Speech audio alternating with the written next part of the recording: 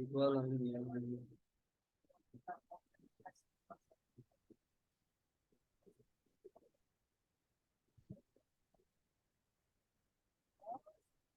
Hare Krishna, Hare Krishna, igual.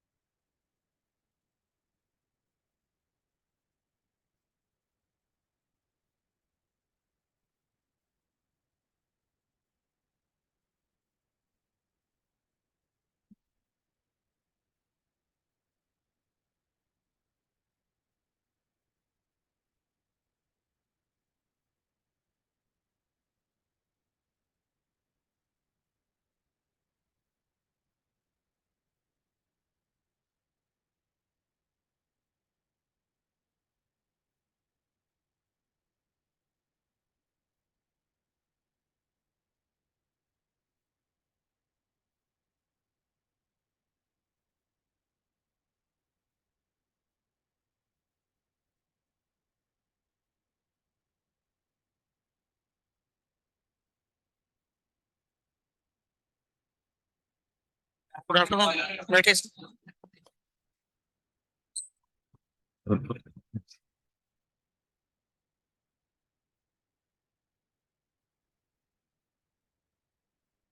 Hello hello,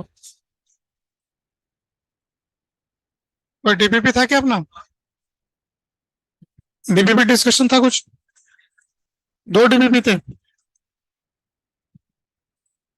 number 2829।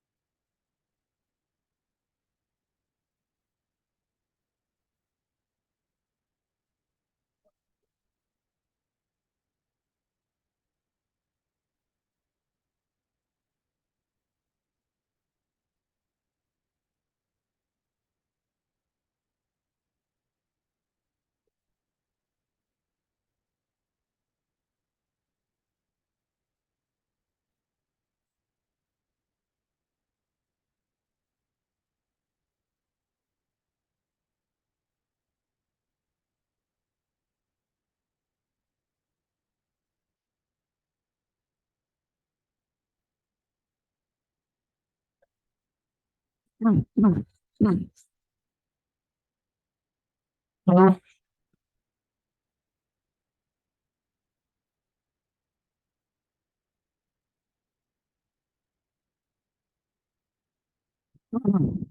कोई answer हो गया इसका?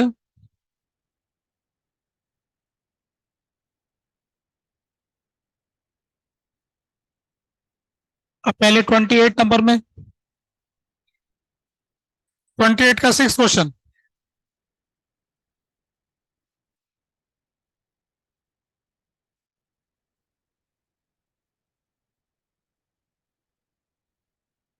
28 का 6 क्वेश्चन देखिए। दो आइडेंटिकल फ्लूइड दे रखे हैं और फंडामेंटल लोड्स और फ्रीक्वेंसी 300 हर्ट्ज। आवाज का क्या हो रखा है? हेलो, फंडामेंटल फ्रीक्वेंसी 300 दे रखा है और 27 डिग्री पे ऐसा है, 31 पे क्या होगा? तो फॉर्मूला हम जानते हैं फ्रीक्वेंसी का, V/2L, 1/2L, gamma RT/M, change in frequency upon original frequency, 1/2 change in temperature upon original temperature. ऐसा कोई फार्मूला होता है क्या?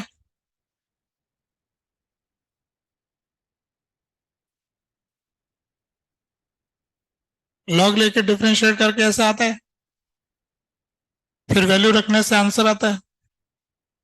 हो गया, वो लिखा।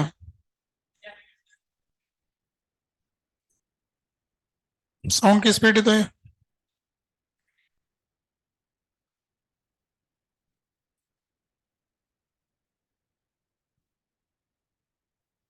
हंड्रेड कहाँ से लाए? नॉर्मल टेम्परेचर कहाँ याद करने की जरूरत है, ऐसे ही तो हो रहा है ना। Fifth question, seventh harmonic on a string at both ends, fixed at both ends. How many notes and anti notes are there? Seventh harmonic का मतलब फंडामेंटल का 7 गुना, 7 लूप हो गए। फंडामेंटल में 1 लूप होते हैं, तो 7 लूप हो गए। तो 7 लूप होंगे तो कितने नोड और कितने एंटी नोड?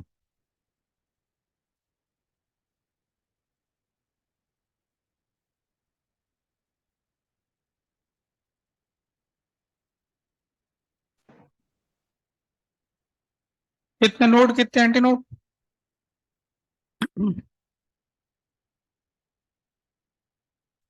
आगे आंसर, फोर्थ का आंसर 4, फोर्थ का आंसर 4। ठीक है, फोर्थ का 4 है, और कोई दिक्कत नहीं।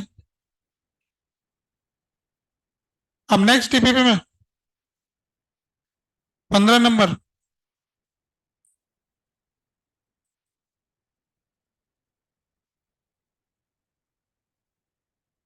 if radius of earth suddenly contracts to half, then duration of day क्या होगा? ठीक है, I1 ओमेगा 1 बराबर I2 ओमेगा 2।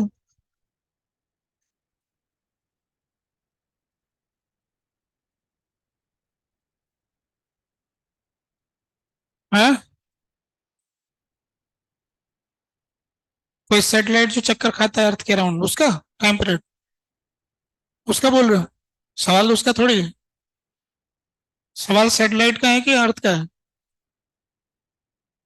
अर्थ की बात चल रही है। धरती जो घूम रही है,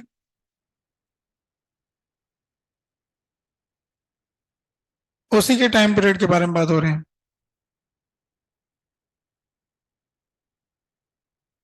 तो ये डीबीपी हो गया भाई, है ना। अब इसके अगले डीबीपी पे चलते हैं। नंबर 29, फोर्थ क्वेश्चन का भी सी ऑप्शन।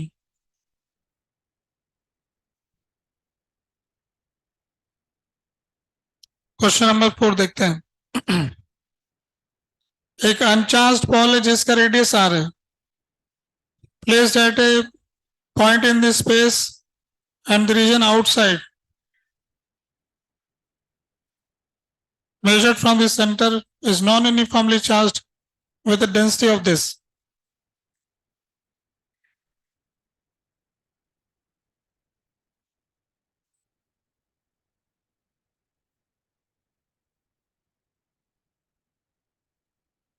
अब इसका तुम सी ऑप्शन पूछ रहे हो।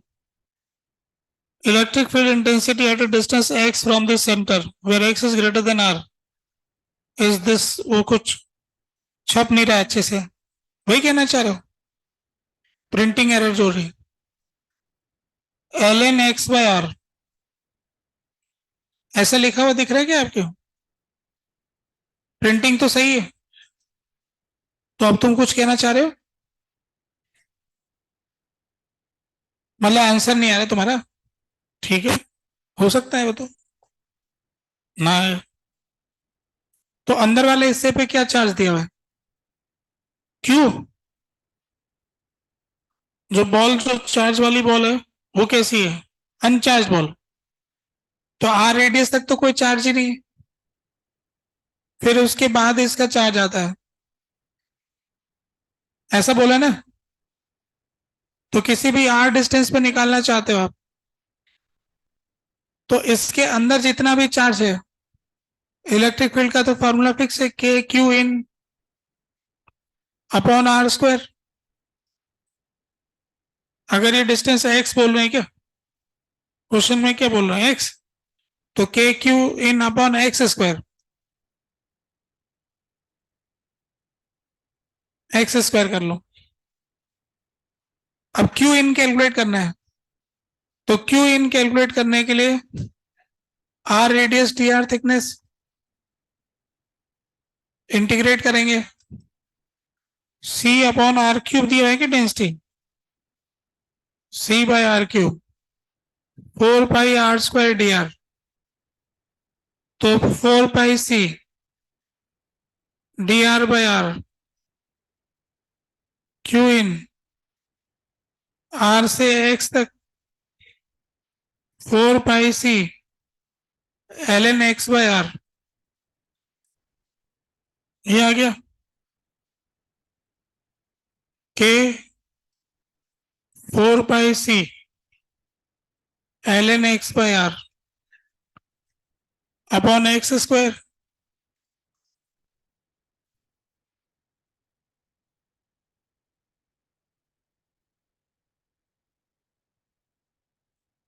ऐसा दे रखा है, तो क्या समस्या हो रही,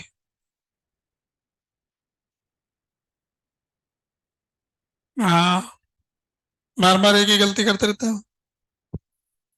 एक ही तो फॉर्मूला है, K Q in upon R square, Q in निकालो अलग से, ठीक है। और कुछ, उसके बाद अगला सवाल,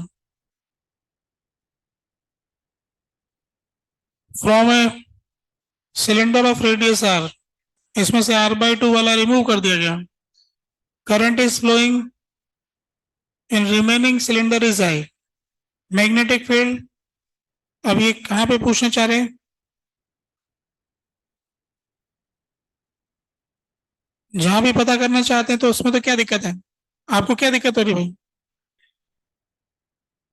ये तो क्लास का ही तो सवाल है। अगर किसी में केविटी है,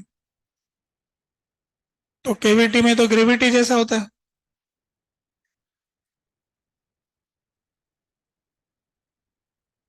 एक पूरा मान लेंगे और एक अधूरा मान लेंगे,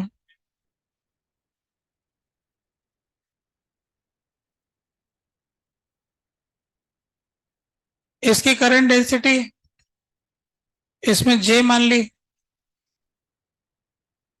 इसमें माइनस जे,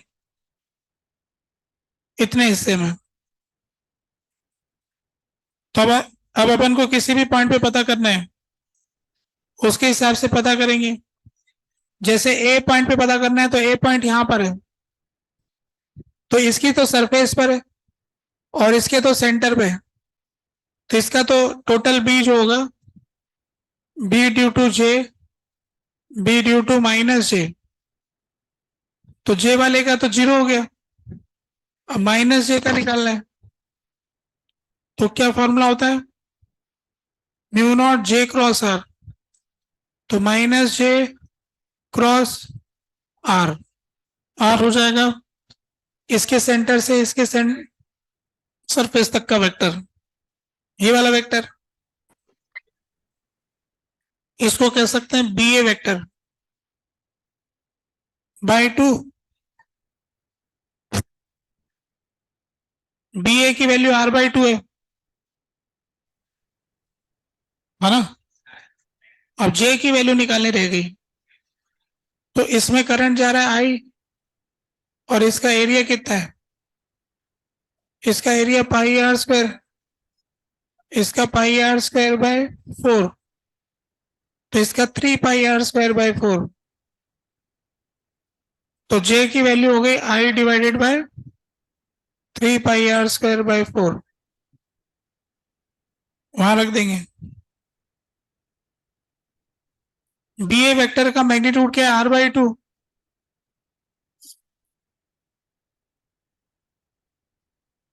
तो आंसर आ रहा है किसके आंसर? जे सेंटर पे जीरो होता है ना, आर की वैल्यू जीरो। ए पॉइंट यहां पर है ना, बी पॉइंट यहां है, ए पॉइंट यहां है।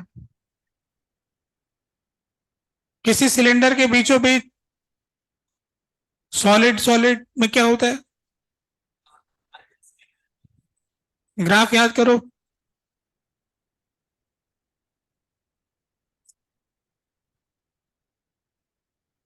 Mu not J cross r/2।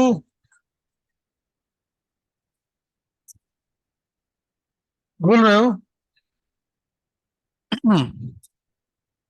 ठीक है, हो गया ये, हो गया डीपीपी। नेक्स्ट क्या था? डीपीपी के अलावा कुछ नहीं था? अच्छा, ठीक है तो फिर पब्लिक क्लास में हाँ हमने न्यूक्लियर फिशन के बारे में बात किया था, जिसमें कि यूरेनियम के संबंध में हमने बात किया था। फिर आपसे कहा था कि आप HCV NCERT से जानकारी जुटा लेंगे। आप लोगों ने जुटा लिया होगा। कुछ डिस्कस करना चाहते हो तो बात कर लो, नहीं जुटाए तो फिर जुटाते रहना। ठीक है,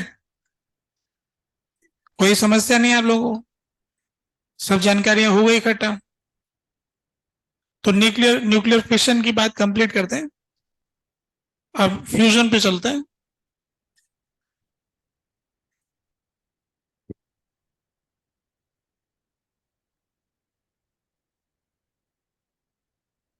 न्यूक्लियर फ्यूजन जो होता है,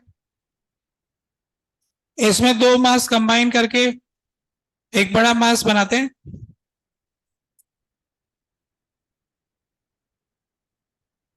एक मास में दूसरा मास ऐड होता है तो एक बड़ा मास बनता है और उससे एनर्जी रिलीज होती है। ऐसा हमको देखने को मिलता है।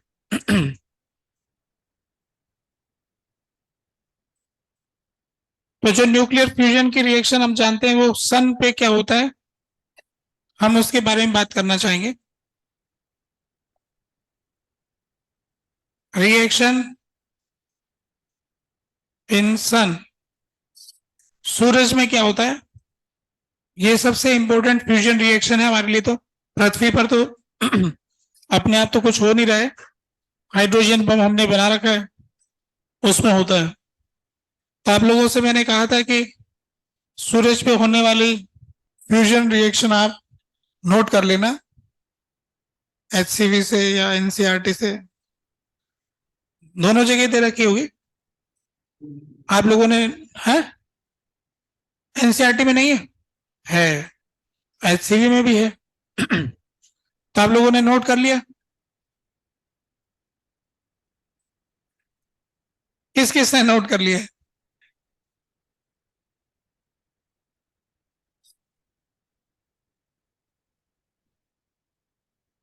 बोला तो था फिशन और फ्यूजन दोनों के लिए।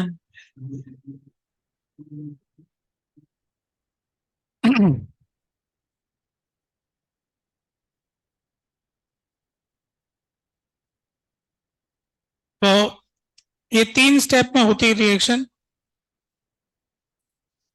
तो सबसे पहले अब इसको वेरीफाई करना भी क्या होती है, 1H1 प्लस 1H1, इससे हो गया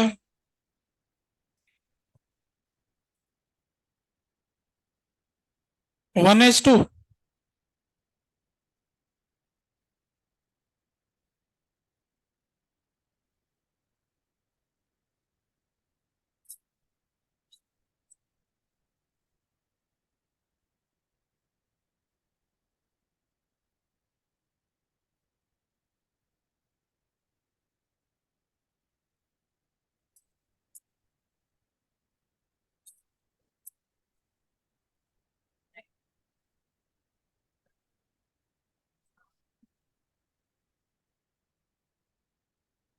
1H1 प्लस 1H1, तो इसका मतलब एक प्रोटॉन है, एक प्रोटॉन दूसरे प्रोटॉन से मिल रहा है, तो अपने पास प्रोटॉन तो एक ही रह गया, एक न्यूट्रॉन हो गया, तो टोटल संख्या में एक बैलेंस बच रहा है इधर। क्या होना चाहिए वो? एक प्रोटॉन होना चाहिए। तो अगर एक प्रोटॉन हो जाएगा तो फिर ऊपर नंबर बढ़ जाएगा। हाँ।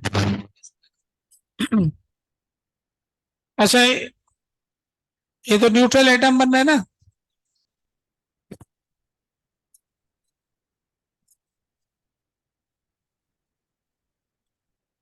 अगर बीटा प्लस होगा तो मामला बन सकता है ना, बीटा प्लस 1 और 0। इसका मतलब एक रिएक्शन इसमें क्या हो रहा है, देखो हमारे पास एक प्रोटॉन है, इनडायरेक्टली हाइड्रोजन का न्यूट्रल एटम मान ले, हालांकि सन जो है उसके अंदर टेम्परेचर बहुत ज्यादा है, तो इलेक्ट्रॉन तो भाग गया होगा, प्लाज्मा स्टेट में होगा ना, सिर्फ प्रोटॉन ही मिलता होगा प्रैक्टिकली, है ना। अगर प्रैक्टिकल सन में जाएंगे तो इसमें इलेक्ट्रॉन होते नहीं होंगे, पहले से ही चार्ज होते होंगे। हम तो इसको न्यूट्रल मान के सोचते हैं एक बार के लिए।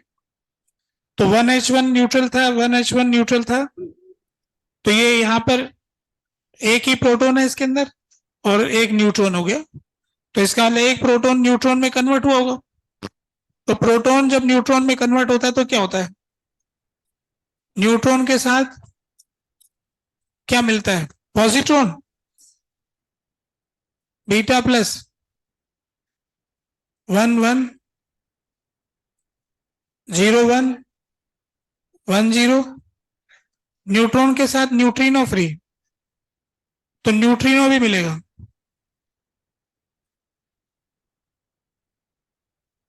न्यूट्रॉन तो इसके अंदर रह गया, न्यूट्रिनो बाहर आ गया, ऐसा आ जाना चाहिए। तो पहले स्टेप में तो ऐसा हो रहा है, दूसरे स्टेप में फिर 1H1 प्लस ये वाला इसके साथ मिलेगा 1H2, तो ये क्या बन सकता है 1H3।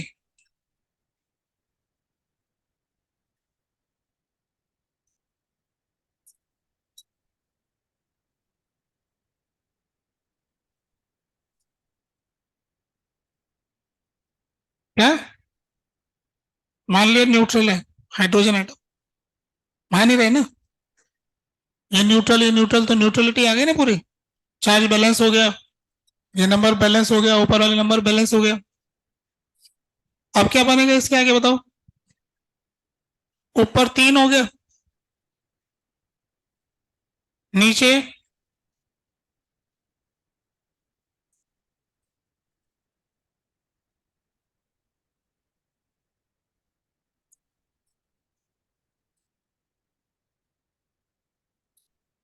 अगर ऐसा होगा तो क्या बनेगा, अगर अपन इसको हीलियम में कन्वर्ट करें,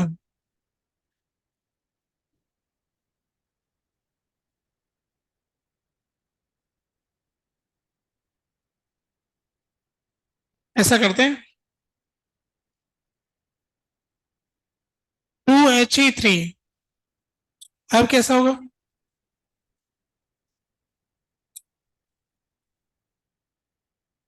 ऊपर का तो बैलेंस हो गया, नीचे भी बैलेंस हो गया, और कुछ रिलीज नहीं होगा।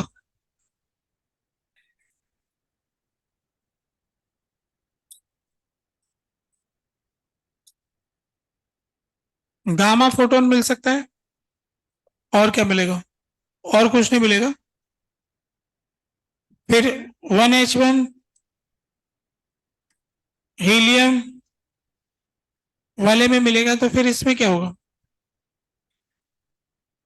हीलियम 4 वाला बन जाएगा, और न्यूट्रॉन बन जाएगा एक, 3 प्रोटॉन थे ना, अब इसके पास में कितने हैं,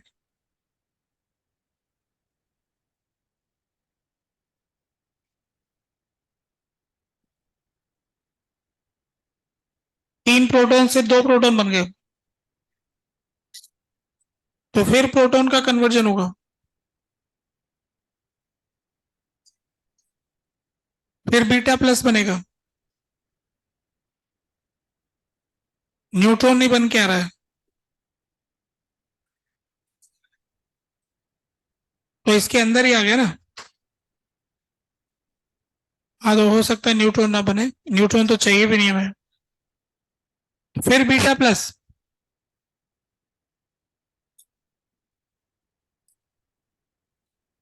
अभी बैलेंस हो रहा है।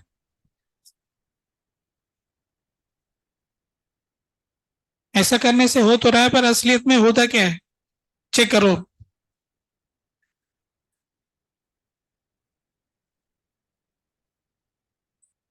सन में होने वाली रिएक्शन इधर लाओ, शीट में भी कुछ दिया है।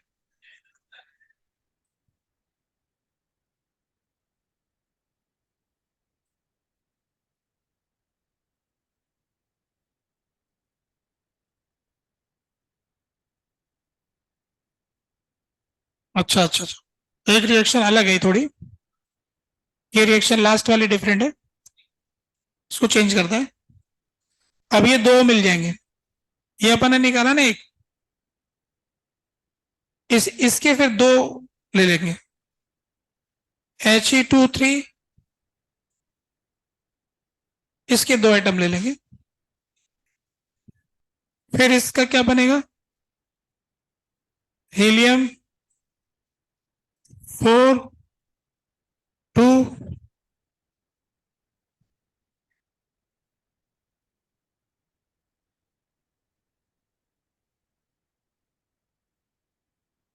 अब क्या रह गया, दो ऊपर रहेंगे ना, तो इसके दो हो गए, अभी बैलेंस हो रहा है ना। अब इसमें क्या अंदर हुआ होगा कि दो प्रोटॉन में से दो प्रोटॉन बाहर आ गए, दो ही रह गए।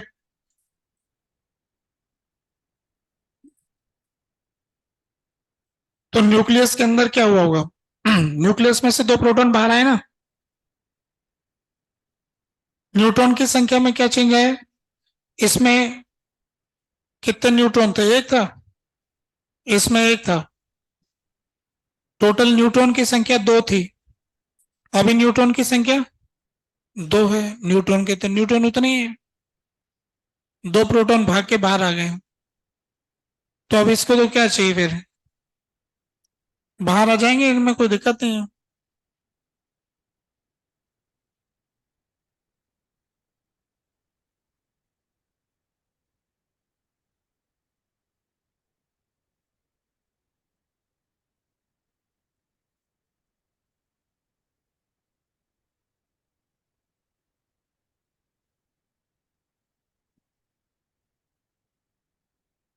क्योंकि रिएक्शन तो ये हो रही है ना।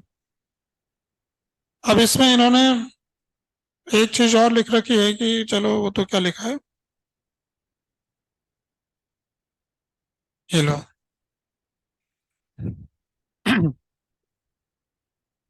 तो सन के अंदर अपनी टोटल रिएक्शन में ऐसा हो रहा है कि 1H1 में 1H1 मिला, तो उससे 1H2 बना, और उसके साथ एक बीटा पॉजिटिव पार्टिकल है, फिर 1H2 में 1H1 मिला, तो फिर 2H3 बन गया, हीलियम में कन्वर्ट हो गया, फिर 2H3 मिल करके twice of helium, low helium का एक, He2 4 वाला बन गया, दो प्रोटॉन बाहर आ गए। अब अपन इसको मिला के एक इक्वेशन लिखना चाहते हैं, है ना, इन होते तो ये तीन तीन अलग अलग है, इन सबको मिला के अगर एक साथ लिखना चाहते हैं, तो अब हमें क्या करना पड़ेगा, ये करना पड़ेगा कि ये वाला साइड, इस साइड में दो आ रहा है ना, ये इसको इन दोनों से कैंसिल करवाएं, तो इसको दो से गुणा कर दें, ये वाली रिएक्शन दो से गुणा कर दी जाए, है ना। तो फिर इनको जब ऐड करेंगे तो ये वाली टर्म कट जाएगी, है ना। अब देखो कितना हो गया टोटल, अच्छा इधर वाली साइड में ये दो है, और इधर वाले दो, चार, टोटल 4 हो गए ना। अच्छा, एक 1s2 के 2 इधर हो रहे हैं, तो इसको भी 2 से गुणा करो, इसको भी 2 से गुणा कर देते हैं, 2 से गुणा कर दिया जाए। तो जब हम इसको 2 से गुणा करेंगे तो अब ये वाला टर्म जो है ना, 1h2 वाला टर्म इसके साथ कट जाएगा और इसके साथ ये वाला टर्म कट जाएगा, तो सीधा शुरू से एंड वाले प्रोडक्ट आएंगे। तो ओवरऑल अब देखो कितना हो गया लेफ्ट हैंड साइड में, 4 हो गया ना, ये 4 1h1, 4 1h1 हो गया ना, इज इक्वल टू इधर वाली साइड में ये एक बन गया,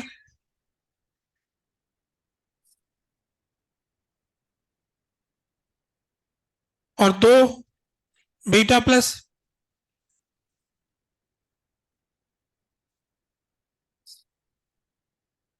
और 2 न्यूट्रिनो।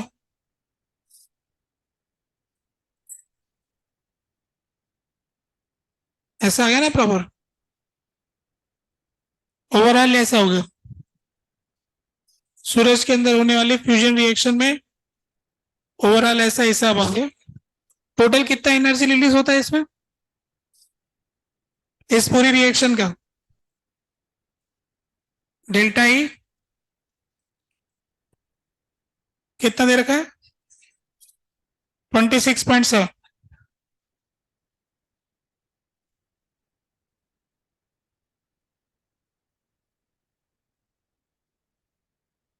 26.7 mega electron volt. तो सन से हमें बीटा पॉजिटिव पार्टिकल मिलता है और सन से हमें न्यूट्रिनो भी मिलते हैं। जापान के वैज्ञानिक ने जब बोला था 1954 में कि हमने न्यूट्रिनो पकड़ लिए, तो उनसे पूछा गया था कहां से पकड़े, बोले सूरज की रोशनी से। तो सूरज की रोशनी में आ रहे हैं, इक्वेशन में आ रहे हैं ना न्यूट्रिनो, तो न्यूट्रिनो पहुंच रहे हैं और उन्होंने सही पकड़े थे। ठीक है, तो 26.7 मेगा इलेक्ट्रॉन वोल्ट का टोटल एनर्जी का हिसाब आ गया। ये कितना हो गया पर साइकिल, एक साइकिल है तीन रिएक्शन से एक साइकिल कंप्लीट होता है, तो इसको 1 साइकिल कह सकते हैं अपन, एक साइकिल कंप्लीट होगा तो इतना एनर्जी रिलीज होता है। अगर अपन पर एटम देखेंगे तो इसका भी 4 से भाग चला जाएगा, 4 एटम मिले ना अपन को, तो पर एटम निकालेंगे तो और छोटा हो जाएगा। यूरेनियम में पर एटम अपन को 200 मेगा इलेक्ट्रॉन वोल्ट मिल रहा था, इसके अंदर पर एटम अपन को कम मिल रहा है, तो अपन ये कह सकते हैं कि पर एटम फिशन में ज्यादा एनर्जी रिलीज होती है।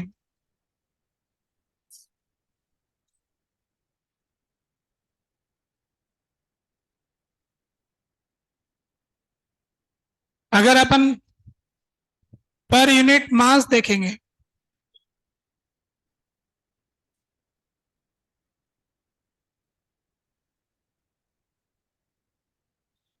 फ्यूजन में ज्यादा एनर्जी रिलीज होती है।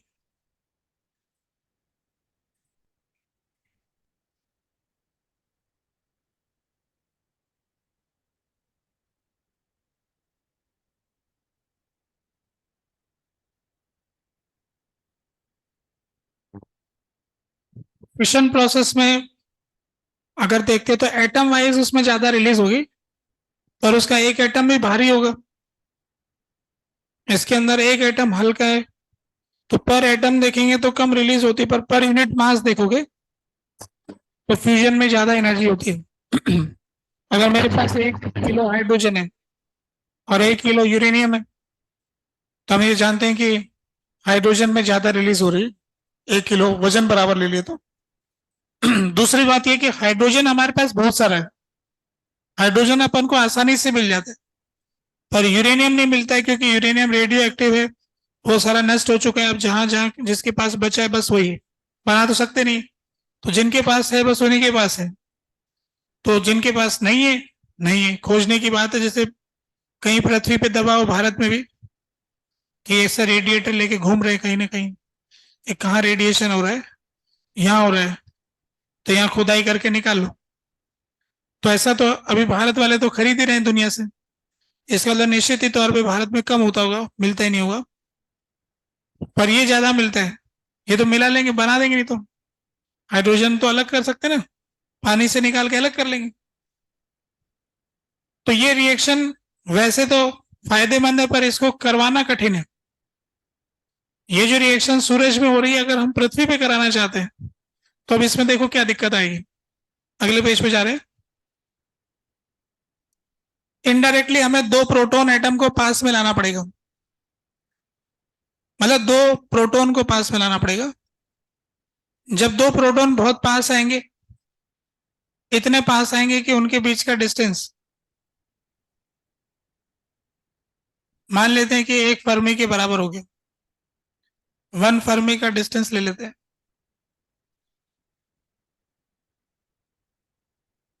यह आपको तो रेडियस, रेडियस 2r मान लेते हैं ना, ये करते हैं अपन, तो 2r की वैल्यू रख देंगे। इसके सेंटर टू सेंटर डिस्टेंस ये r हो गया, ये r हो गया। तो इनको वेलोसिटी अपन ने v0 दे के भेजा, यहां पर आके रुक गए, बिल्कुल पास में जाके रुक गए। तो इसमें इक्वेशन बनी के इनिशियल यू इनिशियल, के फाइनल यू फाइनल। तो इससे हमें ये पता लगा कि काइनेटिक एनर्जी की जो वैल्यू है, ट्वाइस ऑफ काइनेटिक एनर्जी हो गया, twice of half M V square. पहले की पोटेंशियल एनर्जी जीरो, बाद की काइनेटिक एनर्जी जीरो, के ई स्क्वायर, के Q1 Q2 अपॉन 2r, ये आ गया। तो काइनेटिक एनर्जी आ गई हाफ एम v0 स्क्वायर अब इज इक्वल टू के E square upon 4r। To को उधर लेके चले गए।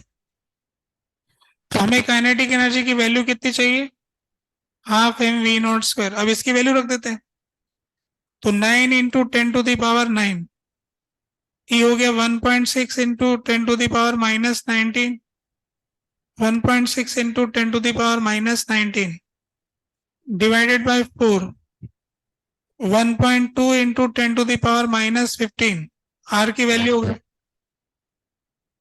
हाइड्रोजन एटम के हिसाब से, आर की ये वैल्यू आ गई। इसको इलेक्ट्रॉन वोल्ट में कन्वर्ट करना है, तो 1.6 × 10⁻⁻19 इलेक्ट्रॉन वोल्ट हो जाएगी। इतने से डिवाइड कर दिया जूल की बजाय। तो अगर आप इसको कट करेंगे तो कितना आ रहा है, यहां से इसको कट कर दिया तो हाफ एम वी स्क्वायर कितना है, 3 × 10⁻⁵ electron volt. 0.3 mega electron volt चाहिए ना, ऐसा आ रहा है, जो काफी ज्यादा एनर्जी है। अगर अपन थर्मोडायनेमिक्स के नियम से इसको गर्म करके एनर्जी लाना चाहेंगे तो हाफ एम वी स्क्वायर को 3/2 kT के बराबर कर सकते हैं। तो थर्मोडायनेमिक्स के हिसाब से अगर गर्म करके लेके आएंगे तो Boltzmann constant into T is equal to half M V not square is equal to 3 × 10⁻⁵ electron volt. तो इससे टेम्परेचर का पता करेंगे, तो 3 तो कट जाएगा, तो टेम्परेचर आ गया हमारे पास 2 × 10⁻⁵ अपॉन 1.38 10⁻⁻23। और इसको इलेक्ट्रॉन वोल्ट को भी कन्वर्ट कर दो, इतना केल्विन आ जाएगा। कितना केल्विन आता है देखो,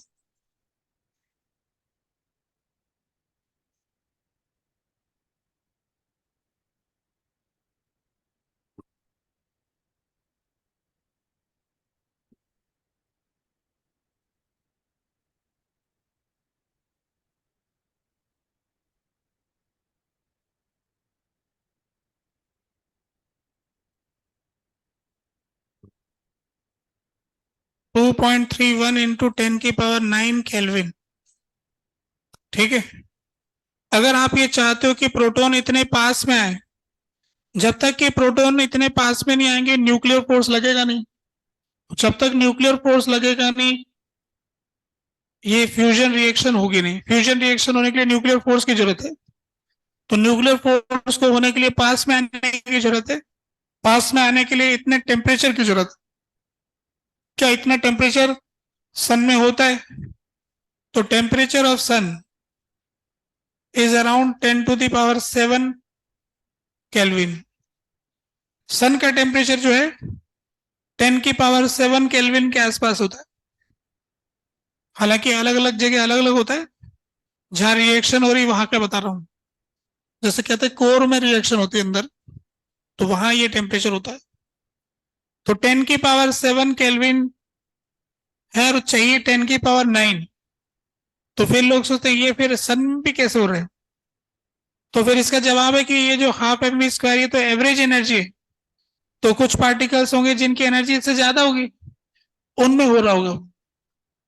तो कहने का मतलब है कि एवरेज, जैसे क्लास में एवरेज मार्क्स है कुछ 30 नंबर है, तो बच्चों के एवरेज मार्क्स से ऊपर 60 नंबर 70 नंबर वो है ही ना, वैसे ही एवरेज इतना चाहिए। तो इससे ज्यादा भी काइनेटिक एनर्जी वाले होंगे तो वो इस रिएक्शन को पॉसिबल कर देते हैं। पृथ्वी पर ये टेम्परेचर लाना कठिन है कि आप इतना सारा टेम्परेचर कहां से लाओगे। इस वजह से फ्यूजन रिएक्शन कर नहीं पाते हैं। अभी भी वैज्ञानिक लोग कोई तरीका ढूंढ रहे हैं। जो भी कोई व्यक्ति ये तरीका बताएगा नोबेल प्राइज तो मिलेगा मिलेगा। अगर उसने पेटेंट करा लिया तो पूरी पृथ्वी पे जब भी जहां भी यूज होगा उसके अकाउंट में पैसे जमा होगा कि भाई मैंने फ्यूजन रिएक्शन को ना एक दूसरे। हालांकि अभी कुछ ही वर्ष पहले किसी ने कुछ तरीका तो किया है जिसको आसान तो किया है, पर अभी भी वो वैसा नहीं हो पाया। अब स्टोरी पूरी एग्जैक्ट याद नहीं, न्यूज आते रहती है, ज्यादा गहरे जाके पढ़ते नहीं।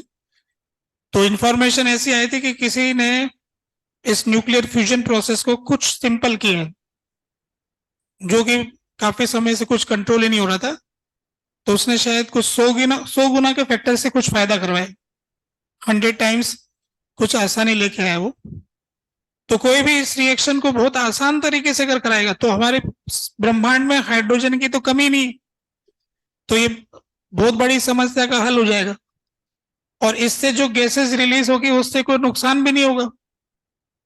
बस ये है कि फ्यूजन रिएक्शन कंट्रोल हो जाए, अनकंट्रोल नहीं होनी चाहिए, छोटे स्तर पर होनी चाहिए। और किसी तरह से इसको अचीव कर लिया जाए, तो ऐसी कोई मशीन बना दे जिसके अंदर हम हाइड्रोजन डालेंगे और एनर्जी रिलीज होती रहेगी, काम चलता रहेगा। फिर ये सब दुनिया को बताएंगे तो सारे लोग इसका यूज करने लग जाएंगे। फिर सारी पृथ्वी पर चेंजेस हो जाएंगे बहुत सारे। और जिसका नाम पेटेंट हो गया है उसको जो भी यूज करेगा, कंपनी वाले जो भी बनाएंगे, सब उसके खाते में एक पर्टिकुलर अमाउंट जाता रहेगा। तो जो आगे जो कॉलेज के प्रोफेसर होते हैं, बड़ी बड़ी यूनिवर्सिटी के, वो लोग यही काम करते हैं कि वो कोई केमिकल बनाते हैं उसको अपने नाम पेटेंट कर लेते हैं, पढ़ाने के अलावा। पढ़ाना उनका साइड का जॉब, पढ़ाते नहीं है वो, बस ऐसे आ जाते हैं।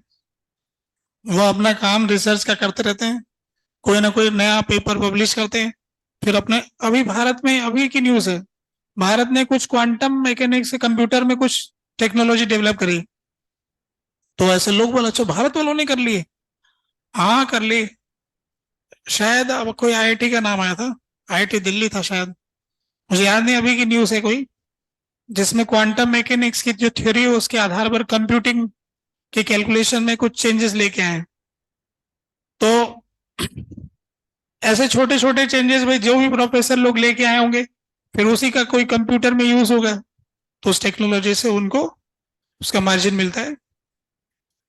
तो खैर ये टेम्परेचर इतना ज्यादा है कि हो नहीं पाता है, इसलिए जो न्यूक्लियर फ्यूजन प्रोसेस है ना, उसका एक नाम रखा गया thermo nuclear reaction. Thermo nuclear reaction क्योंकि इस रिएक्शन को करवाने के लिए हमें गर्म करना पड़ता है, ज्यादा गर्म करेंगे तब जाके ऐसा होगा। तो फिर जिन्होंने भी इस रिएक्शन को करवाया तो कैसे करवाया, तो पहले वो क्या करते हैं कि एटम बम बनाते हैं, यानी पहले यूरेनियम से एनर्जी रिलीज करवाते हैं। वो इतनी सारी एनर्जी रिलीज होती है कि टेम्परेचर बढ़ता है, वो जो टेम्परेचर बढ़ता है उससे फ्यूजन करवाते हैं। तो अपने नाम सुना है कि एटम बम और एक हाइड्रोजन बम। एटम बम तो हो गया यूरेनियम वाला, और हाइड्रोजन बम मतलब हाइड्रोजन वाला। तो इसमें जो भी हाइड्रोजन बम अगर किसी ने फोड़ा है कहीं पर भी, तो उसके अंदर पहले एटम बम फूटेगा, मतलब पहले यूरेनियम वाला होगा, उससे इतनी एनर्जी रिलीज होगी, इतनी गर्मी होगी, फिर उसके बाद हाइड्रोजन बम का काम आएगा, फिर हाइड्रोजन से एनर्जी रिलीज होगी, ऐसे चेन में होगा। क्योंकि इतना सारा टेम्परेचर और किसी तरीके से ला नहीं पाते, तो सीक्वेंस के अंदर हमने इस रिएक्शन को करवा रखा है। तो अमेरिका ने पहले एटम बम बनाया, तो फिर रशिया ने हाइड्रोजन बम का परीक्षण करके दिखाया कि हम भी बना सकते हैं, है ना। तो ऐसे करके अमेरिका और रशिया ने एक बैलेंस बनाए रखा है शुरू से ही, उसी पे चल रहे हैं। तो इतनी ये जानकारी की बात इसमें हो गई, बस बातें खत्म सारी। इसके अलावा आप लोगों को नोट करने के लिए कहा था मैंने, एक तो बाइंडिंग एनर्जी के बारे में बोला था, उसके एक्सप्रेशन के बारे में। जिस दिन नोट करके आओ तो बता देना, है ना। ठीक है, तो अब इसके आगे बढ़ते हैं। न्यूक्लियर फिजिक्स खत्म, नेक्स्ट हेडिंग।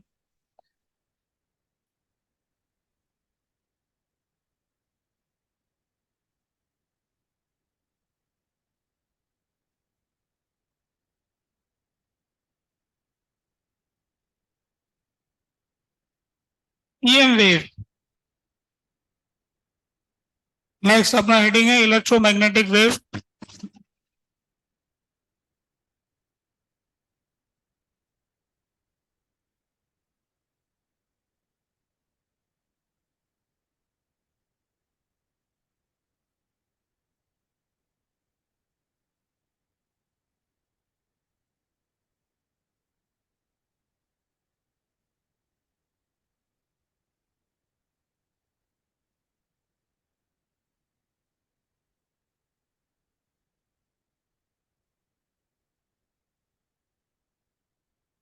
ईएम वेव जो है मेंस के पेपर के हिसाब से ये एक चैप्टर है ना। ईएम वेव का एक क्वेश्चन फिक्स है, एक डी ब्रोगली वेवलेंथ का फिक्स।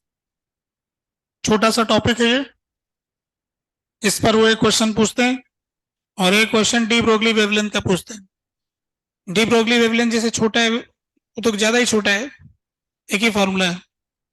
इसमें थोड़े से दो चार फार्मूले हैं, ज्यादा नहीं। तो electro light is electromagnetic wave. दूसरा point, light is a transverse wave. Light एक ट्रांसवर्स वेव है।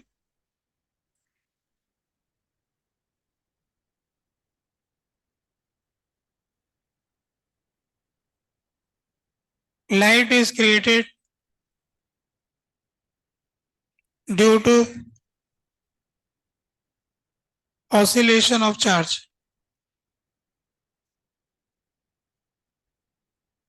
जब कोई चार्ज एक्सेलरेट करता है, ऑसिलेट करता है, तो फिर वो रेडिएट करता है। तो किसी भी लाइट को पैदा करने के लिए चार्ज को ऑसिलेट कराना पड़ेगा।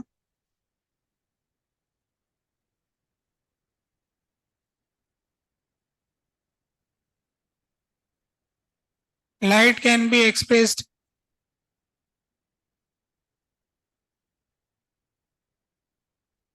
in form of electric field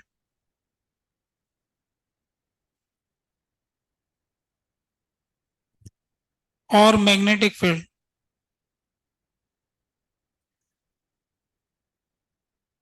light एक ट्रांसवर्स वेव है, लाइट एक इलेक्ट्रोमैग्नेटिक वेव है।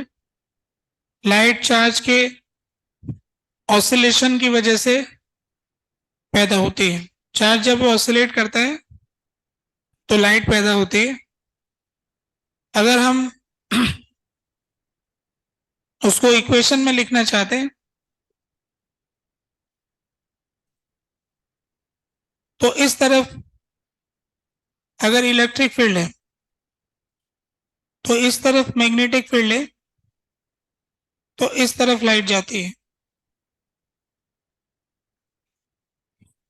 लाइट एक ट्रांसवर्स वेव हो रही है, तो इसमें तीनों चीजें आपस में परपेंडिकुलर है। Electric field is perpendicular to magnetic field which is perpendicular to speed of light. Velocity of जिस तरफ वेव जाएगी उसके परपेंडिकुलर इलेक्ट्रिक फील्ड ऑसिलेट करेगा। इसको ग्राफिकली दिखाएं तो ऐसा दिखेगा।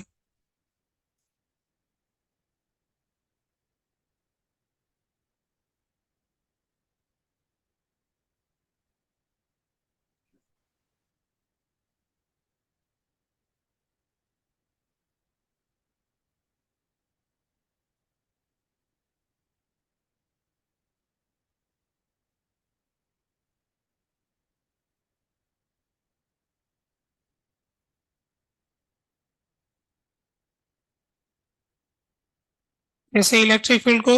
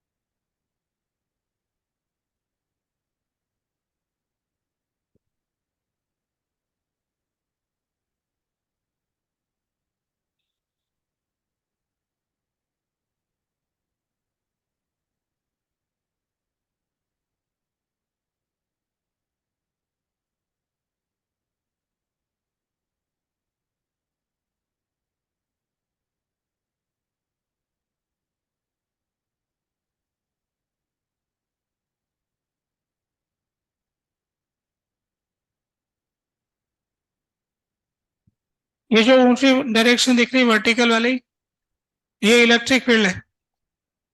तो यहाँ पर इलेक्ट्रिक फील्ड का एम्पलीट्यूड आ गया ई नॉट,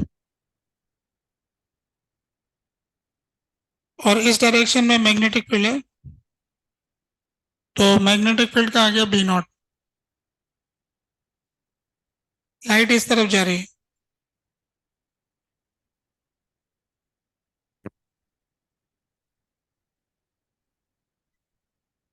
तो लाइट एक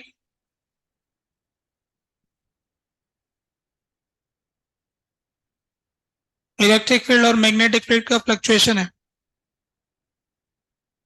जो इस तरह से लिखा जा सकता है। डायग्राम में ऐसे दिखा है, वेरिएशन को ऐसा दिखा है।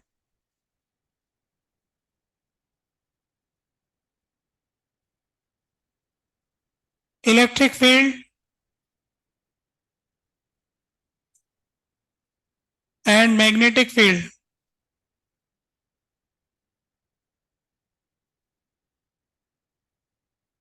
will be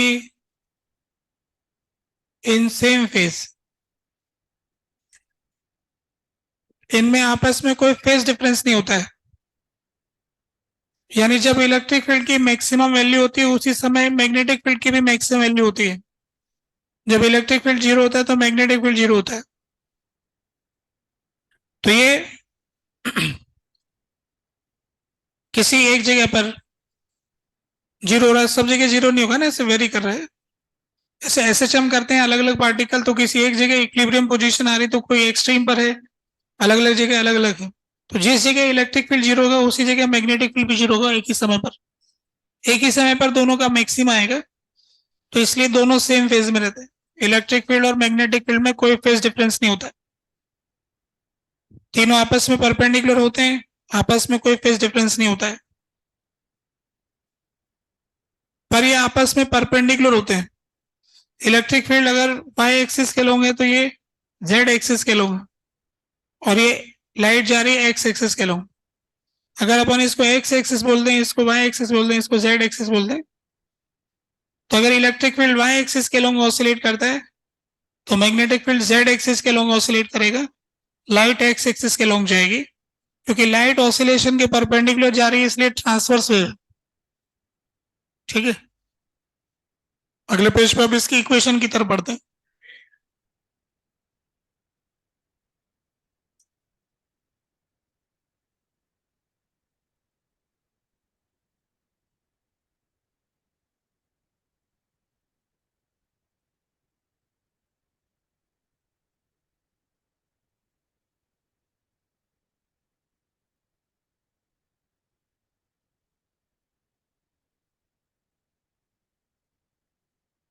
हो गया नोट?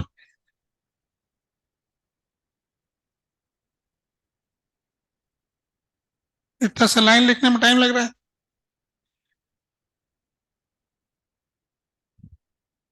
अच्छा, डायग्राम बनाने में लग रहा है।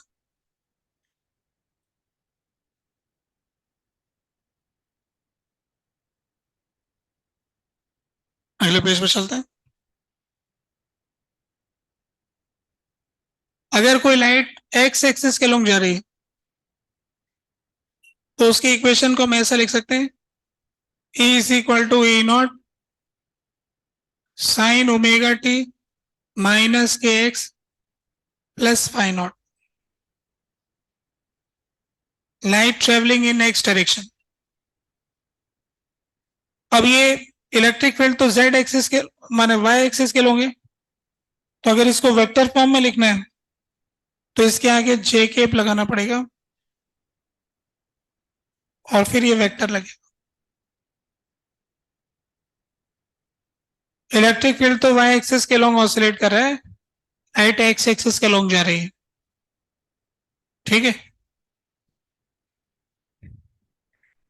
ये अपन ने जो ऊपर लिख रखा है वो क्या है? ये equation of light, equation of light travelling in positive x direction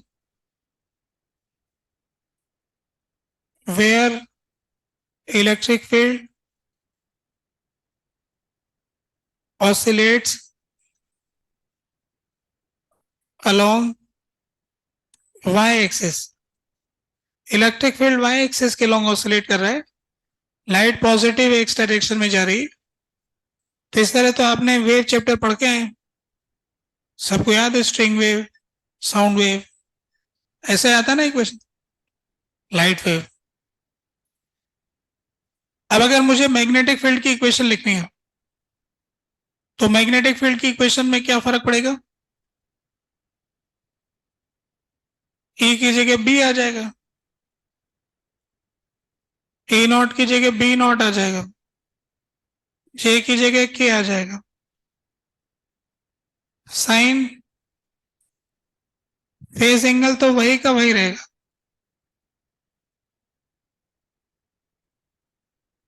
ऐसा आ गया। सेम लाइट की इक्वेशन को मैग्नेटिक फील्ड में भी लिख सकते हैं, चाहे तो इसमें लिखे चाहे तो इसमें लिखे, एक ही बात है। जैसे साउंड वेव को अपन प्रेशर के फॉर्मेट में भी लिख सकते हैं, डिस्प्लेसमेंट के फॉर्मेट में लिख सकते हैं, वैसे लाइट वेव को दोनों में से किसी को भी, किसी में भी लिख सकते हैं, पर ये प्रेफर करते हैं, ये ज्यादा प्रेफर करते हैं मैग्नेटिक फील्ड के फॉर्मेट में भी लिख सकते हैं।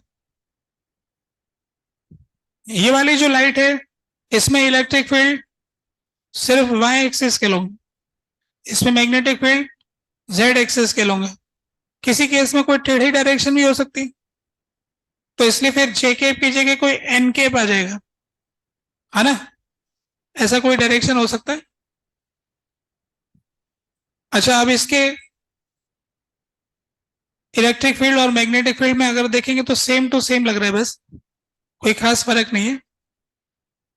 अगर इनके एम्पलीट्यूड को रिलेट करें तो इसका फॉर्मूला होता है E not is equal to B not into C. Amplitude को अगर हमें कैलकुलेट करना है तो E not is equal to B not into C. तो आपको अगर इलेक्ट्रिक फील्ड की इक्वेशन पता है तो इसको सी से डिवाइड कर दो, तो आपको मैग्नेटिक फील्ड की फॉर्मेट में आ जाएगा ये। बाकी सेम टू सेम वही है, ये डायरेक्शन यहां से यहां तक चेंज हो जाएगी।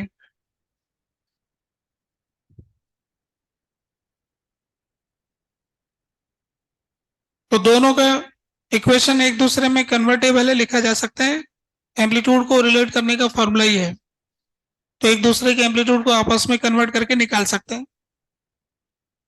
अब इसके बाद नेक्स्ट इसमें आता है इंटेंसिटी ऑफ लाइट वेव। तो हमारे पास में इंटेंसिटी निकालने के लिए एक फॉर्मूला होता है एनर्जी डेंसिटी, उससे निकालते हैं। तो अगर आपको ध्यान होगा तो energy density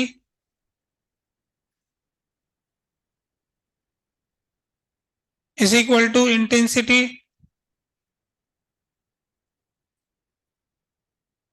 upon velocity of wave.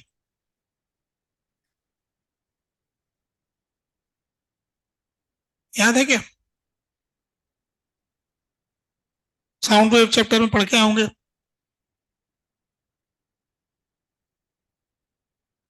नहीं पढ़ा तो अभी पढ़ लो, ठीक है। एनर्जी डेंसिटी बराबर इंटेंसिटी अपॉन वेव वेलोसिटी। तो अगर मैं एनर्जी डेंसिटी निकाल लूंगा और फिर उसको वेव की वेलोसिटी से गुणा करूंगा तो इंटेंसिटी आ जाएगी। इसका मतलब इंटेंसिटी बराबर energy density into speed of light. Energy density को लाइट की स्पीड से गुणा करेंगे तो हमें मिल जाएगी इंटेंसिटी। अब एनर्जी डेंसिटी का कैलकुलेशन करते हैं। तो एनर्जी डेंसिटी जो है वो energy density of electric field plus energy density of magnetic field. जो टोटल एनर्जी डेंसिटी होती है, एनर्जी हम जानते हैं इलेक्ट्रिक फील्ड की फॉर्म में स्टोर होती है और एनर्जी मैग्नेटिक फील्ड की फॉर्म में भी स्टोर होती है। तो दोनों को ऐड करेंगे तो टोटल एनर्जी डेंसिटी आ जाएगी। अब energy density of electric field क्या होगी? तो energy density of electric field का फॉर्मूला है हमारे पास, energy density of electric field half epsilon not into E square. E ये रहा, इसका स्क्वायर कर दो। तो energy density of electric field half epsilon not E का हो जाएगा E not square sine square omega T minus K X plus phi not. तो इलेक्ट्रिक फील्ड की फॉर्मेट में एनर्जी डेंसिटी ऐसी हो जाएगी। Energy density of magnetic field तो इसका होता है B square by 2 mu not. तो 1/2 mu not into B square, तो B not square sine square omega T minus K X plus phi not.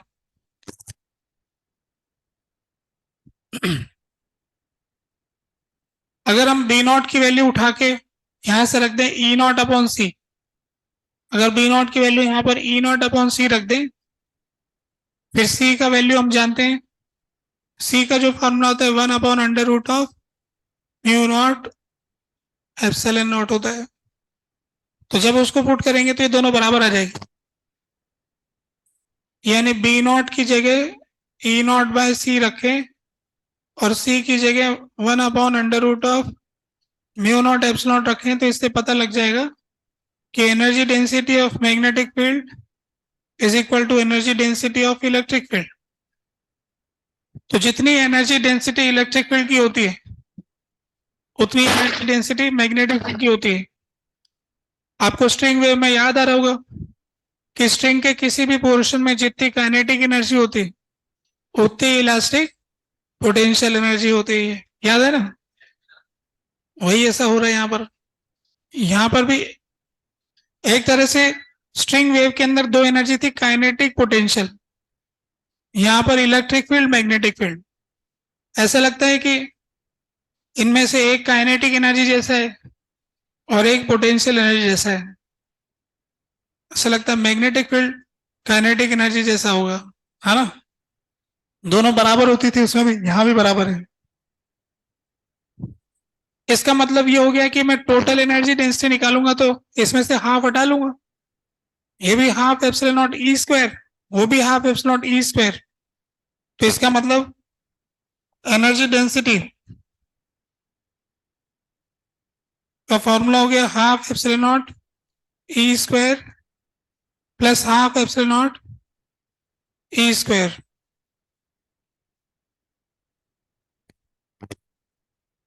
इसका मतलब एनर्जी डेंसिटी जो है हाफ उड़ गया, epsilon not into E square हो गया।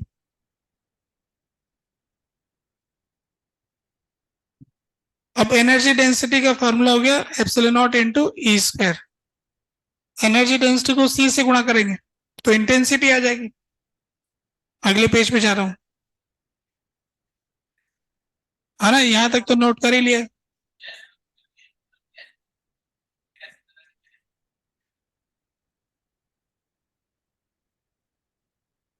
आगे बढ़ रहा हूं।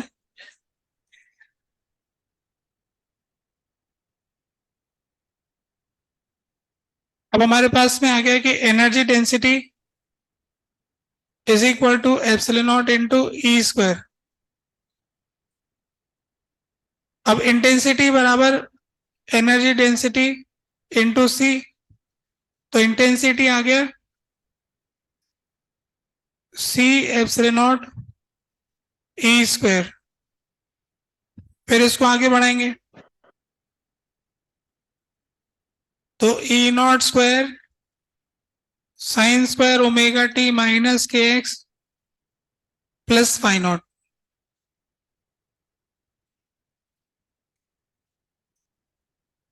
ऐसा आ जाएगा। ई की वैल्यू पुट कर दिया इसमें। अब हम ये जानते हैं कि जो लाइट की फ्रीक्वेंसी होती है काफी ज्यादा होती है। जैसे विजिबल लाइट की फ्रीक्वेंसी क्या होती है आपको याद है? लाइट के बारे में आप जानते हैं कि लगभग 4000 से 8000 लेते हो ना आप, अप्रोक्सीमेटली 3800 से 7800 लेते हैं, तो 4000 से 8000 ले लिए। तो अगर अपन इसकी फ्रीक्वेंसी निकालेंगे lambda into F is equal to C, तो फ्रीक्वेंसी आ गया C by F, C by lambda. तो 3 इंटू 10⁸ डिवाइडेड बाय 4000 मान लो, इंटू 10⁻−10, तो कितना हो गया?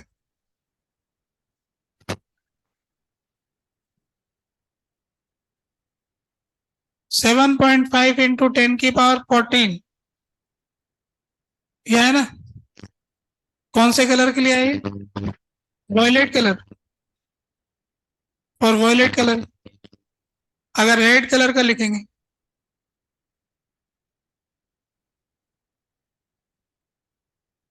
3 इंटू 10⁸ अपॉन 8000,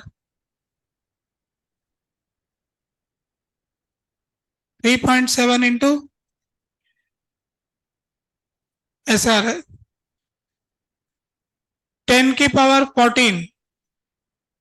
ये इतनी ज्यादा फ्रीक्वेंसी है कि एक सेकंड में बहुत ज्यादा चेंज हो गए।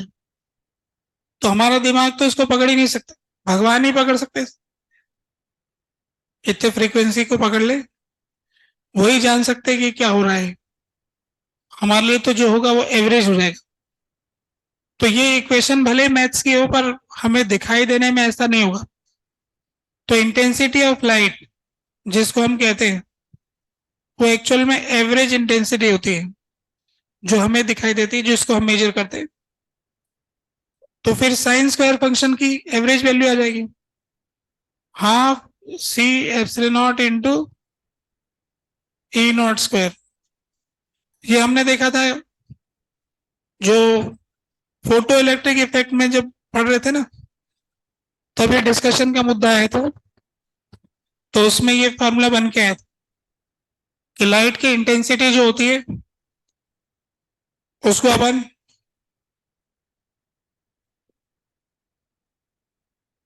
फ्रीक्वेंसी से इंडिपेंडेंट सिर्फ एम्पलीट्यूड पे डिपेंड करती है। ये यहां से कह सकते हैं हम intensity of light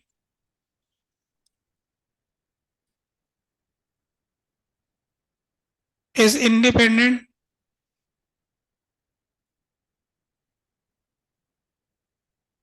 of frequency of light.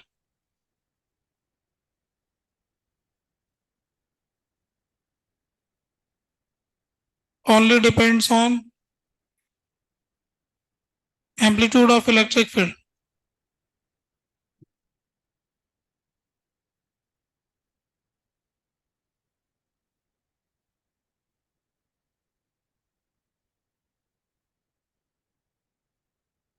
सिर्फ एम्पलीट्यूड पर डिपेंड कर रहा है, ऐसा हमको समझ में आ रहा है।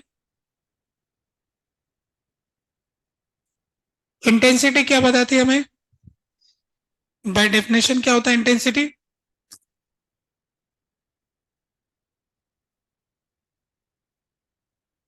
एनर्जी ट्रांसफर पर second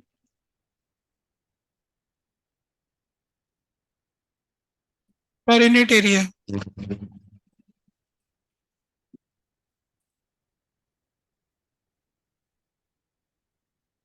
energy transferred per second per unit area. तो किसी भी क्रॉस सेक्शन से जितना जूल पर सेकेंड जा रहा है उसको एरिया से डिवाइड कर देंगे, एरिया परपेंडिकुलर। तो इंटेंसिटी पी जूल पर सेकेंड जा रहा है, उसको परपेंडिकुलर एरिया से डिवाइड करेंगे तो वहां से इंटेंसिटी प्राप्त होती है। Energy transferred per second per unit area is called as energy density. अगर मैं इस एनर्जी डेंसिटी के एक्सप्रेशन को इलेक्ट्रिक फील्ड और मैग्नेटिक फील्ड दोनों में लिखना चाहूं तो कैसे लिखूंगा? एक ई को हटा देता हूं तो क्या लिख सकता हूं? ई को बी इंटू सी लिख सकता हूं ना?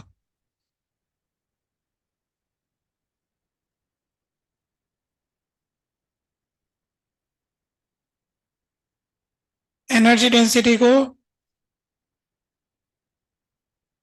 मेरे पास में ई का स्क्वायर है तो एक ई को ई रहने देता हूं, दूसरे को बी बनाना चाहता हूं तो क्या लिखूंगा? ई इज इक्वल टू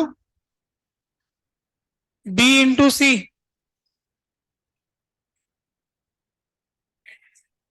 ऐसा लिख सकता हूं ना? अब सी किसके बराबर होता है? अच्छा, अगर मैं सी को लिखूं तो वो क्या होता है? 1/√ऑफ म्यू नॉट एप्सिलॉन नॉट।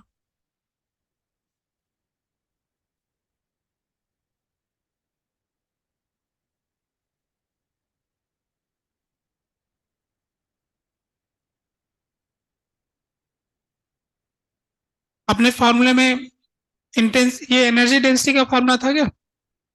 अब इंटेंसिटी में एक सी और हो जाएगा। अगर मैं इंटेंसिटी लिखना चाहूंगा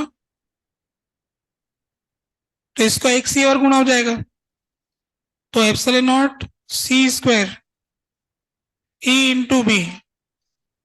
सी स्क्वायर किसके बराबर हो गया? तो इसमें से एप्सिलॉन नॉट कट जाएगा,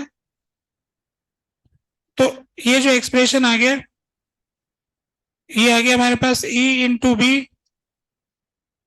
upon mu not E into B by mu not. इसको वेक्टर फॉर्म में लिखते हैं, वेक्टर एस। तो ये हो जाएगा E cross B upon mu not.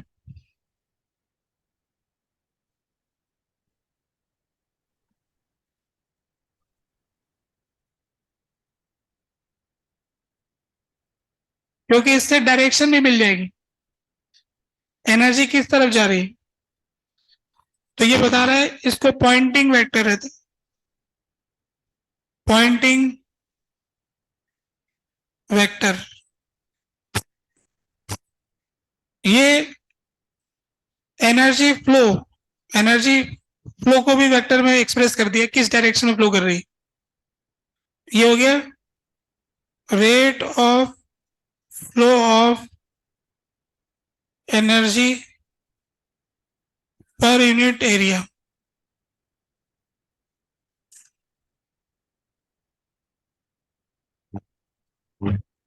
इसको पॉइंटिंग वेक्टर कह दिया हमने।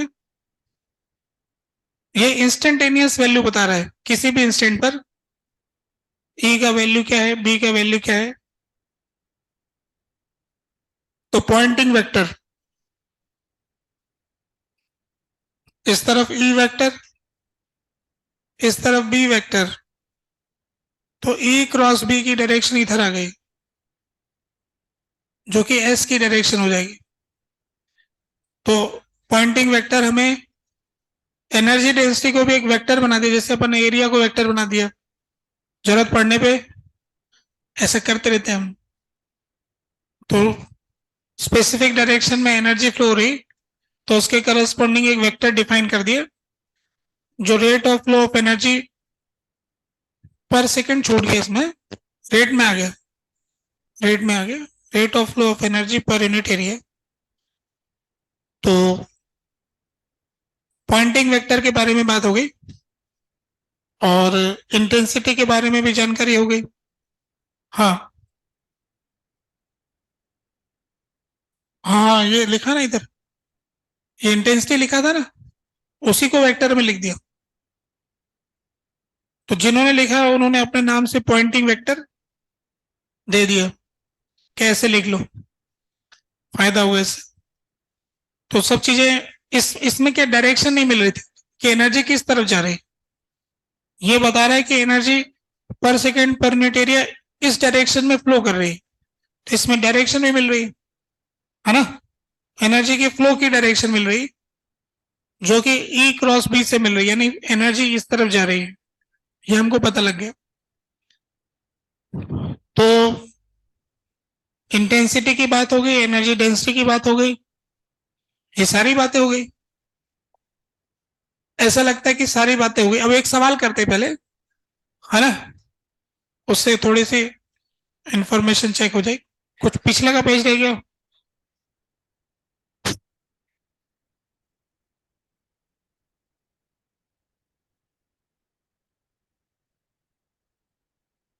कुछ रह गया इसमें, बड़ा कहिए जाए।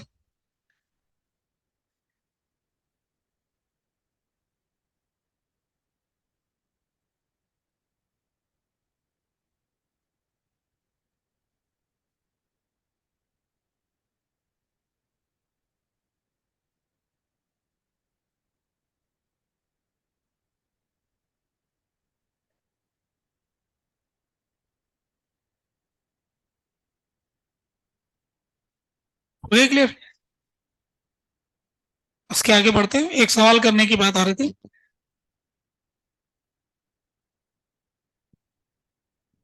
एक क्वेश्चन ये है, इलेक्ट्रिक फील्ड का इक्वेशन हमें दिया हुआ है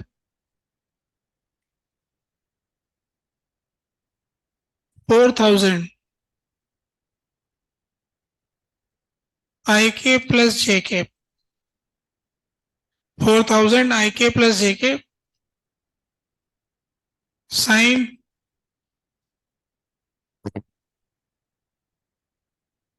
के, के का क्या वैल्यू लूं मैं?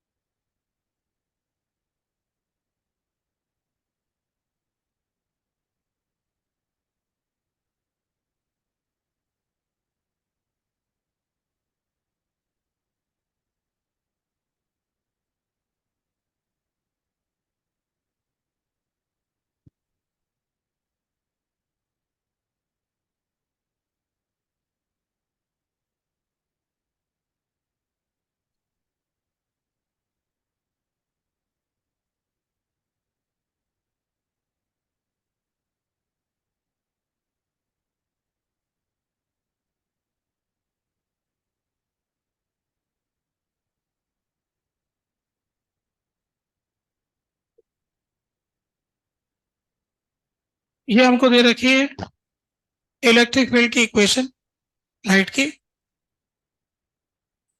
तो आपसे पूछा है कि right equation of light in form of magnetic field. Magnetic field की फॉर्म में लाइट का इक्वेशन लिखिए।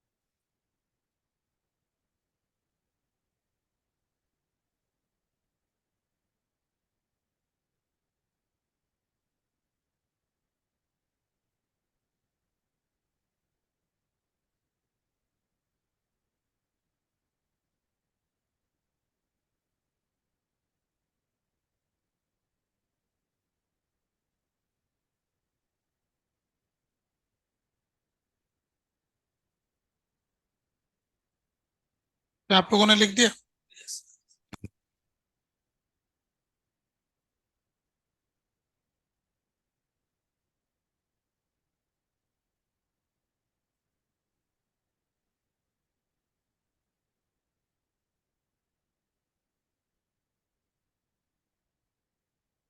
तो अब देखो इसमें अपन को इसका इक्वेशन लिखना है कि मैग्नेटिक फील्ड का क्या इक्वेशन है। तो अपन लिखेंगे सबसे पहले वेक्टर बी, फिर लिख देंगे इक्वल टू, फिर यहां तो कुछ आएगा ही, फिर ये तो वही का वही आएगा।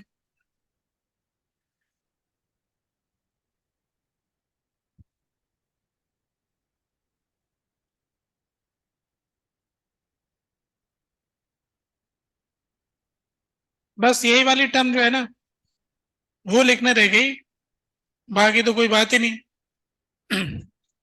अब ये लिखने के लिए हमारे पास तरीका ये होता है कि ई इधर है और बी इधर है, तो सी इधर है। तो अगर मैं सी क्रॉस ई करूं, सी क्रॉस ई, तो मुझे बी की डायरेक्शन मिलेगी ना। तो बी कैप जो होगा, बी कैप वो होगा C cross E divided by magnitude of C cross E. क्या कहते हो, ये होगा ना। और बी का जो मैग्नीट्यूड है बी नॉट, वो तो ई नॉट अपॉन सी होगा ही। तो मुझे वेक्टर बी चाहिए ना ये वाला, तो ये B not into B cap होगा टोटल। इसको गुणा कर दूं, B not into B cap हो जाएगा। तो B not into B cap, तो ये मेरे को यहां वाला वेक्टर मिल जाएगा। तो इनको गुणा कर देता हूं, तो ये यहां पर मेरे पास एक तरह से इसको मैं ई नॉट वैक्टर ही बोल देता हूं, पूरे को ई नॉट वैक्टर। तो इसको ई नॉट वैक्टर लिख दूं यहां पर, और इसका जो मैग्नीट्यूड है वही ई नॉट भी है। तो ये ई नॉट हो गया ना, तो मैं इस इक्वेशन को लिखूंगा तो क्या लिखूंगा, C cross E not divided by magnitude of C cross E not into E not by C, ठीक है, ये वाली वैल्यू हो रही है। इससे मुझे यहां जो लिखना है वो वैल्यू आ जाएगी, तो यहां पे मैं रख दूंगा।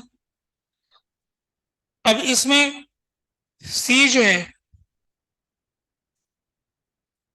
सी को तो फिर मैं लिख ही लेता हूं, जो भी है ये सी आई के, है ना, क्योंकि पॉजिटिव एक्स डायरेक्शन में जा रहा है, तो सी की जगह तो आ गया सी आई के, बाद में वैल्यू रख देंगे। क्रॉस ये वाला वेक्टर हो गया 4000 आई के प्लस जे के, ये आ गया सी क्रॉस ई।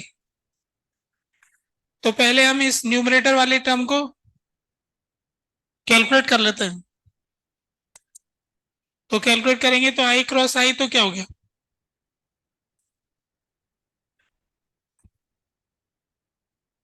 अच्छा ये तो हमसे गलती हो गई, ये यहां पर के लिखना था,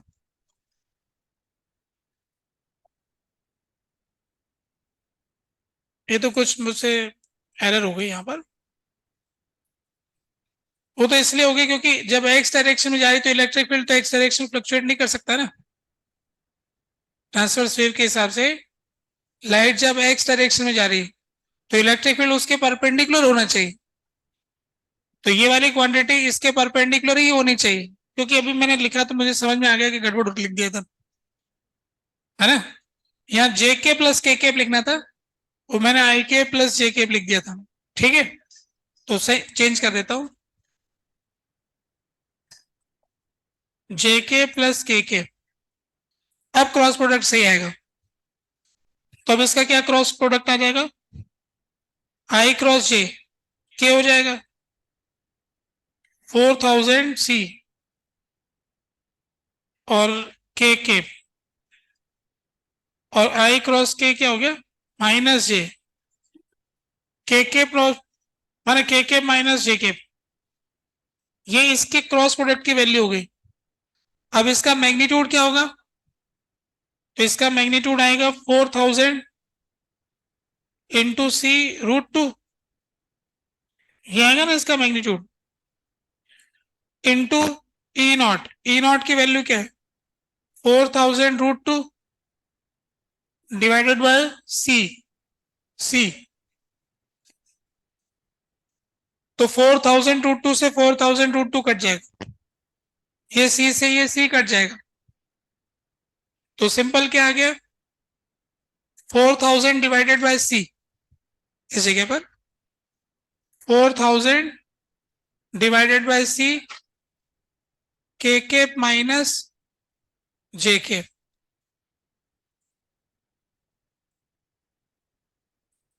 माइनस जे के,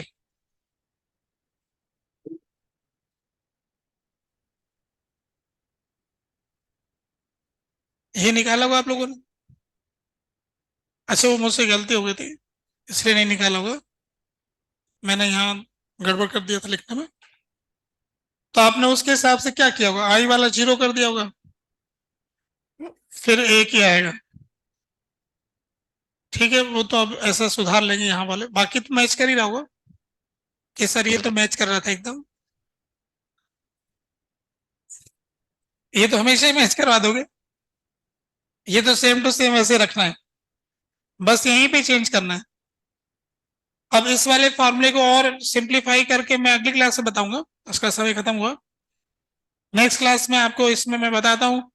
आप लोग रीडिंग लगा सकते हो, जो HCV है उसके अंदर EM वेव का एक छोटा सा चैप्टर दिया हुआ है, शायद 2 या 3 ही पेज का होगा, जब आराम कर लो, खाना खा लो, पढ़ाई कर लो, फिर लगे मन नहीं लग रहा है,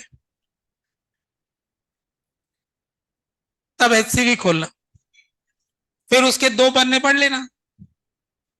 तो उसमें उन्होंने है ना इतना अच्छे से समझाया है कि लाइट पैदा कैसे हुई, ये electric field magnetic field perpendicular क्यों है, इनकी इक्वेशन कैसे आ गई, इसका डेरिवेशन दे रखा है, जो कि मैक्सवेल की 4 इक्वेशन थी। तो अगली क्लास में हम इस मुद्दे पे बात करेंगे कि मैक्सवेल की 4 इक्वेशन क्या है, कैसे उन्होंने इस लाइट की इक्वेशन को प्राप्त किया, ये तो मैंने रिजल्ट बताया। और हम एक और इक्वेशन लिखना सीखेंगे जब 3D में कोई वेव जाए। अभी तो अपनी एक्स एक्सिस में जा रही है ना, हो सकता है वेव किसी और डायरेक्शन में से किसी और लाइन में जाए, तो फिर इधर वाली इक्वेशन में भी एक्स हटाना पड़ेगा। कोई एक्स में जाए, वाई में जाए, जेड में जाए, ये तो लिख ही लोगे आप। पर और कोई कहीं और डायरेक्शन में जा रही हो तो जनरल इक्वेशन लिखने की बात करेंगे अगले क्लास में, है ना। और एक बात और करेंगे कि एक मीडियम से दूसरे मीडियम में जाएंगे तो फिर क्या होगा। जैसे स्ट्रिंग वेव में पढ़ा था, साउंड वेव में भी पढ़ा था, मीडियम चेंज होने से क्या होता है। तो लाइट में भी मीडियम चेंज का क्या प्रभाव पड़ता है ये जानेंगे। कोई जनरल इक्वेशन लिखना सीखेंगे, मैक्सवेल ने कैसे अपनी इक्वेशन से इस इक्वेशन तक वो पहुंचे, ठीक है, इसके बारे में बात करेंगे। आप लोग अपनी तरफ से, अच्छा देखो 2 ही पन्नों में समझा दिया, देखना क्या समझा दिया, है ना। फिर कहोगे कि इतना टाइम नहीं था सर। करना प्रयास। होमवर्क के लिए क्या बताया आपने, बोले भाई न्यूक्लियर फिजिक्स खत्म हो चुका है, तो उसमें कुछ आपने शीट वीट किया क्या। ए बी सेक्शन किया था, अब क्या करोगे, सी और डी। आगे सी डी ई, कुछ ई भी है क्या। तो जो बचा वो करो ना, फिर सी और डी क्या करते हो। एक्सरसाइज 1 के सारे सेक्शन निपटा देंगे और एक डीपी भी निपटा देंगे। ज्यादा है क्या, कोई एक्स्ट्रा क्लास है क्या।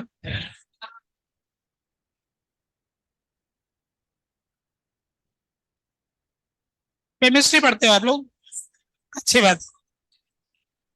तो ठीक है फिर शीट के रखते हैं।